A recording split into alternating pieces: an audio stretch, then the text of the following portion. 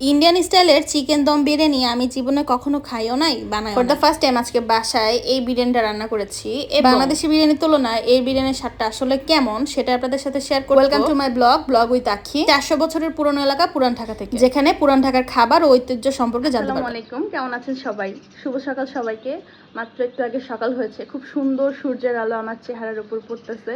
And এরকম সূর্যের আলো প্লাস যদি ওয়েদারটা ঠান্ডা হয় অনেক ভালো লাগে, বুঝছেন? নর্মাল ওয়েদার থেকে যেমন সকাল উঠলে একটা গরম গরম ভাব লাগে, বাট সানলাইটের সাথে যদি ঠান্ডা একটা বাতাস থাকে ওয়েদারটা অনেক সুন্দর।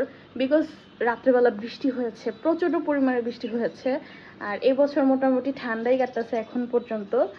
সো এরকম ঠান্ডা ওয়েদারে এরকম সুন্দর সকাল হলে আমার মনে হয় যে আমি আজকে স্পেশাল কিছু করি। আর স্পেশাল কি করা যায়, মানে সব কিছু তো as usual day to day যা যা করি। অ্যান্ড আমার ফেসের অবস্থা খুবই খারাপ, আমাকে এখন স্কিন কেয়ার করতে হবে, তারপরে কোনো একটা কাজ করতে হবে। সো ফার্স্টে স্কিন কেয়ার করবো, তারপরে দেখি স্পেশাল কি করা যায় ভাবি। ওকে, লেটস গো। সো আমি মূলত সকালবেলা ক্লিনজার দিয়ে ফেসটাকে ক্লিন করি সবার আগে।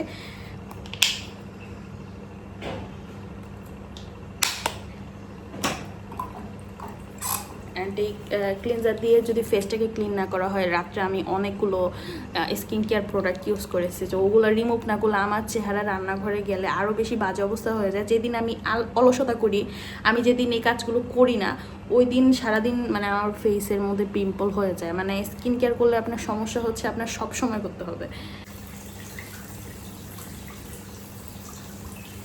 ফেস ক্লিন করে ফেলেছি, এখন হচ্ছে টোনারের পালা। আমি মাস্কের উপর দিয়ে আপনাদেরকে দেখাচ্ছি, ট্রাই করছি।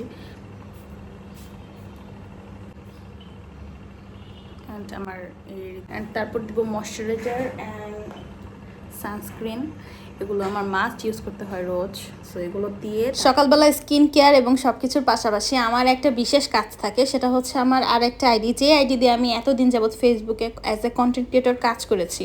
ওই আইডিতে আমার এখনও সকালবেলা হলে সময় দেওয়া লাগে, কারণ যখন আপনি একটা পেজ বা একটা আইডি রান করবেন আপনাকে ওইটার মধ্যে প্রচুর টাইম ইনভেস্ট করতে হবে if you want to earn. So আমি সকালে উঠে সকল আমার যত পরিচিত মানুষরা আছে, কন্টেন্ট ক্রিয়েটর আছে, সবাইকে লাইক কমেন্টস করলাম, একটু সময় দিলাম সবার পোস্টের মধ্যে। এখন আমি চলে আসছি আমার রান্নাবান্নার প্রসেসে। তো এখানে হচ্ছে বাসমতি চাল ছিল আমার, কিছু সামান্য কিছু, মানে 1 পা পরিমাণের বাসমতি চাল ঘরে আছে। সো সকালবেলা এই যে আমার মেন কাজ হচ্ছে রান্নাঘরটা ক্লিন করা, আমার থালা বাসন ধোয়ার। আপনারা জানেন এই পুরান ঢাকার এই ধরনের চিপা চাপার মধ্যে মানে কাজ করতে অনেক সমস্যা হয়ে যায়, যেহেতু বেসিন নাই, এরকম হলারের মতো জায়গা। এখানে আমি ছাই নিয়ে নিচ্ছি, ছাই দিয়ে এখন এই থালা বাসনগুলোকে ক্লিন করে নিব। আর তোমরা যদি আমার চ্যানেলে নতুন হও অবশ্যই চ্যানেলটা সাবস্ক্রাইব করে পাশে থেকো।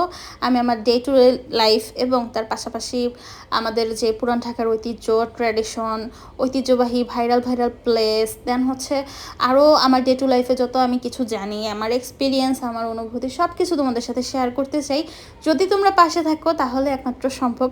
তোমাদের সাথে কন্ট্যাক্ট করতে চাই, অবশ্যই একটা কমেন্টস করে আমাকে জানাবে আমার ব্লগগুলো কেমন লাগে। সকালের শুরুতে আমি অবশ্যই 1 গ্লাস পানি খেয়ে নিই, যেটা আমি ভুলে যাই, এখন আমি খেয়ে নিলাম। আর এই হচ্ছে আমার চিকেন দম বিরিয়ানি। এখন তোমাদেরকে বলি, তোমরা যারা আমার শর্ট মিনি ব্লগের রেসিপিগুলো দেখতে চাও, আমার ফেসবুক পেজে চলে যাবা, সেম নামে আমার ফেসবুক পেজ আছে। তো সেখানে চলে গেলে আমার এই যে রান্নাবান্না ছোট ছোট মিনি ব্লগ, এগুলো সব দেখতে পাবো। নাও কাম টু দ্য বিরিয়ানি। এই বিরিয়ানিটা ছিল ইন্ডিয়ান দম বিরিয়ানি, যেটা আমাদের কাচ্চি বিরিয়ানি আছে বাংলাদেশে, অলমোস্ট ওইটার মতো করেই রান্না করা হয়, তবে একটু ডিফারেন্ট ওয়েতে। এবং এটার মধ্যে লাস্টে হচ্ছে ধনিয়া পাতা এবং পুদিনা পাতা দিয়ে গার্নিশ করা হয়। এটার মধ্যে হলুদ ফাঁকি, মরিচ ফাঁকি, মানে এইসব যত মশলাদার বাংলাদেশি তরকারির মশলাগুলো ব্যবহার করা হয়। সামান্য বিরিয়ানি মশলা, সামান্য টক দিয়ে ব্যবহার করা হয়। আমার মিনি ব্লগগুলো দেখলে তোমরা ডিটেলসগুলো পেয়ে যাবে।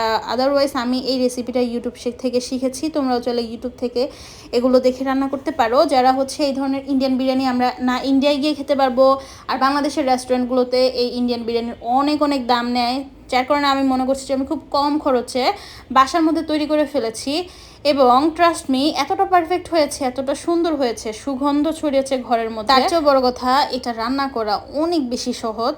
অ্যান্ড তোমরা যদি চাও আমি আমার রান্নাবান্নাগুলো আমার এই ইউটিউবের ব্লগেও শেয়ার করতে পারি, ওই জন্য আসলে যে রেশিওর ক্ষেত্রে একটু ঝামেলা হয়ে যায়, বিকজ ইউটিউব আর ফেসবুকের রেশিওটা একটু আলাদা আলাদা হয়, 2 টাইপের ভিডিও আমাকে শ্যুট করতে হয়, এই জন্য আমি এখানে দেই না। বাট যদি তোমরা চাও তাহলে আমি অবশ্যই আপলোড করবো ইনশাআল্লাহ। টু দ্য পয়েন্ট, দেখো এখানে আমার বিরিয়ানিটা এত বেশি পারফেক্ট হয়েছে, এত সুন্দর হয়েছে, গরমের ঠালায় আমি ধরতে পারতেছি না। আর এটা আমি গরম গরমই খেয়েছি, সবচেয়ে মজা লাগে যদি আপনি একটু গরম গরমই খেতে পারেন। যে পার্থক্যটা আমি ফিল করলাম সেটা হচ্ছে এটার মধ্যে যে এডিশনাল জিনিসগুলো থাকে যেগুলো আমরা নর্মালি বাংলাদেশের বিরিয়ানিগুলোতে কখনোই ইউজ করি না, লাইক ধনিয়া পাতা, পুদিনা পাতা, এইসব কখনোই ইউজ করি না। বাট যখন আপনি এগুলো ইন্ডিয়ান স্টাইলে দমে দিবেন তখন এই মিন্টের ফ্লেভার, কোরিয়ান্ডারের ফ্লেভার পুরা রাইসের মধ্যে ছড়িয়ে যায় এবং জিনিসটা খেতে অদ্ভুত একটা শান্তি, অদ্ভুত একটা মজা আসলেই।